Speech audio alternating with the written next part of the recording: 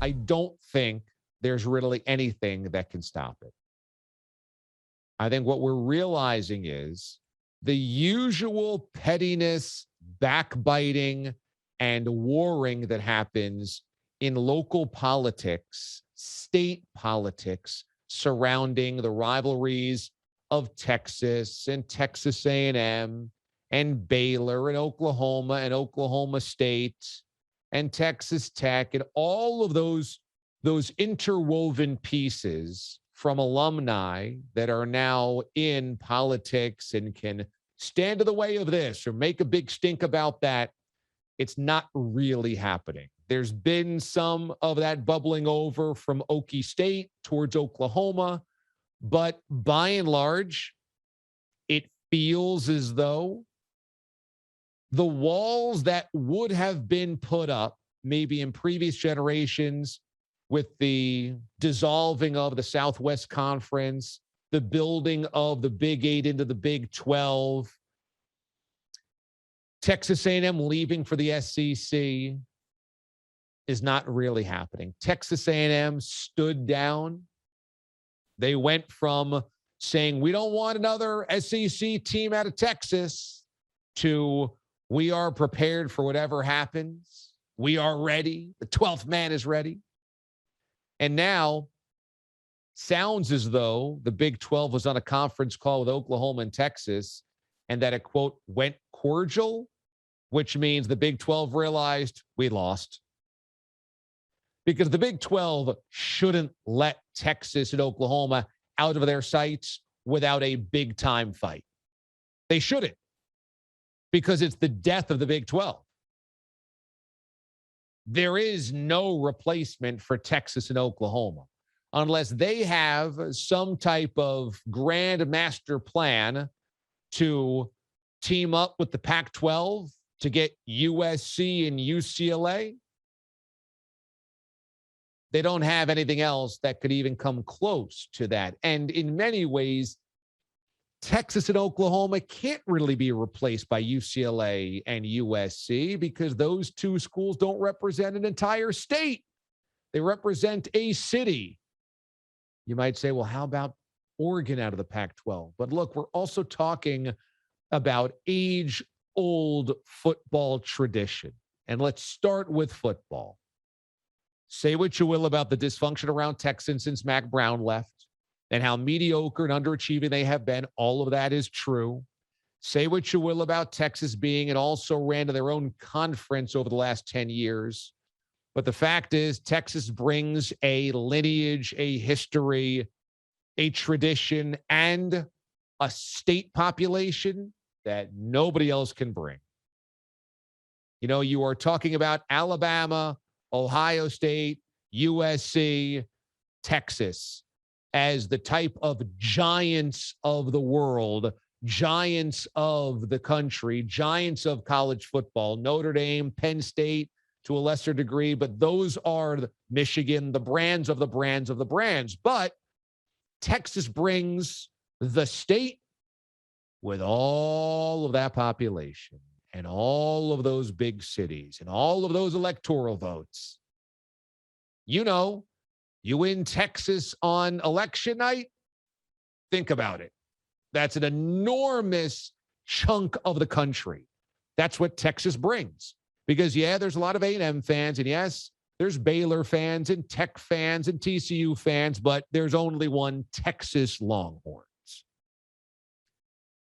Can't really duplicate that no matter who you bring in. So the Big 12, DOA when they lose these two. They can combine with the American. They can try to create some type of alliance with the Pac-12. But, you know, the Big 12 as you know it ceases to exist. And so you should not give up Oklahoma and Texas without a super dogged fight. But it doesn't feel like they are, because it feels like they realize they've lost already. That these talks are so far down the road, which is kind of amazing. That these conversations and these negotiations have advanced so far to where it appears the Big 12 had no idea they were happening until it was too late. That nobody had wind of this until it was too late. Now, perhaps the Big 12 realizes there's no way for us to win this battle. If you want to go to the SEC, there's nothing that we can give you that's better than that package. The Big Ten of the SEC have created dueling superpower conferences in college football, and everybody else is chasing it. The ACC is the standard in basketball, but football is where you make all of that cash. And conference payouts, annual conference payouts for just your conference network, so the SEC network, the Big Ten network, your conference payouts, along with your television deals with ESPN or CBS or Fox or what have you, is now in the neighborhood of $40 million. That's each school gets that every year just for media rights.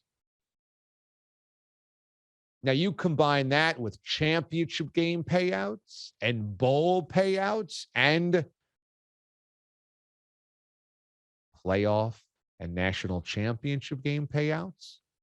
Well, you join the SEC, and every time it's renegotiated, the Big Ten or the SEC makes more money than the other. But you're talking about going to the wealthiest or next wealthiest conference that is only going to get wealthier because you're going, Texas and Oklahoma. The media rights for the SEC with Texas and Oklahoma will then shoot past the Big Ten. And every time Alabama wins a national championship, you get some of that payout. Every time Alabama and LSU or Georgia or whoever or Florida or whoever it's going to be end up in the college football playoff, the whole conference gets part of that payout. It's good eating to be in the SEC. So Texas and Oklahoma joining the SEC makes the most powerful conference, or the next most powerful conference, by far the most powerful conference. And it gives them safe harbor.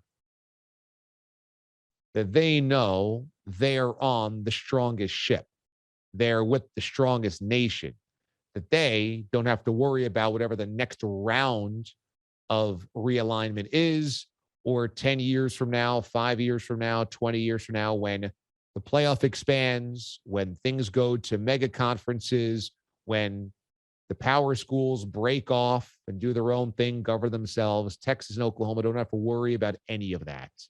They end up going to a place where they realize a lot of the work's already done for us. The infrastructure is done. The media rights deals are great already.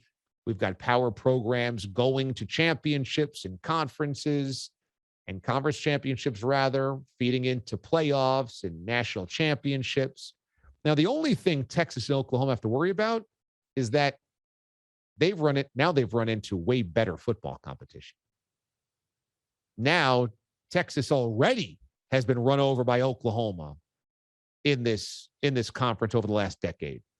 Now, they're playing catch up whenever they do join with at least 7 schools that are better than them in football. So Texas enters a conference where they're like the 8th best football school, the 7th best football school, something like that. I mean, automatically you'd put Alabama, Florida, Georgia, LSU. I know down year last year for LSU, but probably Auburn. They've had a coaching change, but probably Auburn. And then you can start picking and choosing who you think Texas might jump up, but Oklahoma's automatically better than them as well. So that's 6 already in your conference. So Texas now has a lot of catching up to do in football in that conference. But why would they join the SEC? Well, it's dollars and dollars and dollars and dollars and safety and security and all of those things that they don't have to now worry about. It's about the money. M-O-N-E-Y, D.A. Do I think anything can stop this? No, not really. I think if there was any way to stop it, would have heard of this over the last 72 hours. I think the weekend and then yesterday just seemed to continually cement that this is the inevitable. I do think, as I've stated before, that this is the first big bang to change everything. Yesterday, Jay Billis suggested that the SEC and the ACC join forces, that the ACC should pitch to the SEC.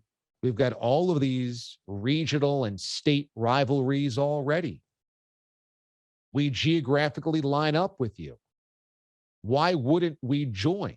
Why wouldn't we partner? Now, my guess is the SEC doesn't do that until they think that they actually need to, because the SEC is doing quite fine on its own right now.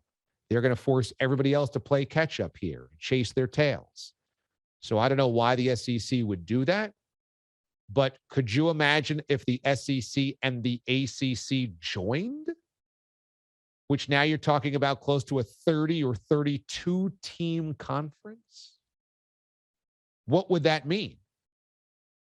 Because then suddenly the Big Ten is part of a 14-team conference, or would go to 16 teams, but they're staring at a 30-team conference right there. And what do those rights negotiations look like? Because if you've got twice the amount of content, twice double the schools, and that the SEC has Alabama, Florida, Georgia, Auburn and LSU and Texas and Oklahoma in football, and they also have North Carolina and Duke and Syracuse in basketball. Well, what does any other rights package look like besides theirs? Let's just call it the SEC ACC. That rights package for ESPN or CBS or NBC or Fox or Peacock or Amazon or Google or whatever is going to jump into the fray in the next 10 years. What does that number look like if you own all of those rights? You get the 3:30 Saturday game, Texas versus Alabama or Oklahoma versus LSU, and you get Duke, North Carolina in basketball, of course. What does that package look like? Does that force the Big Ten to then partner with the Pac-12? Does that force or cause conferences to pick and choose? To say, okay, instead of there being a traditional Big Ten or a traditional Pac-12 or the remnants of the Big 12, do the top 16 schools from all three of those say we're siphoning off and we'll create our own league? I think when this happens, because it feels like a when, not an if, it's one thing for West Virginia to go to the Big 12, Boston College in Miami, Virginia Tech to go to the ACC, Nebraska to go to the Big 10, TCU to the Big 12, Utah to the Pac-12. Those are fine. Those felt big in the moment. This is like that on steroids, HGH, and roid raging. That's this type of impact. It goes from, oh, that's cute. The ACC adds Boston College and Miami and Virginia Tech. Oh, that's cute. They got to split the Pac-12 into two divisions. To, oh, this is like Walmart buying Target or partnering with Target, and now like every other store has to go on.